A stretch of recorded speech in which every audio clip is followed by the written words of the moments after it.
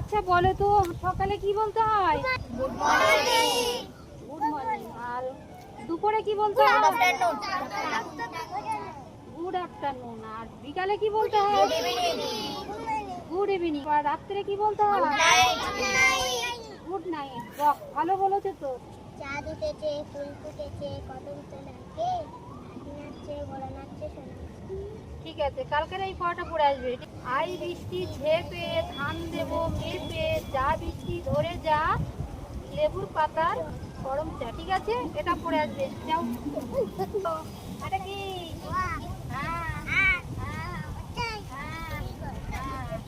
তারপরে হাসো।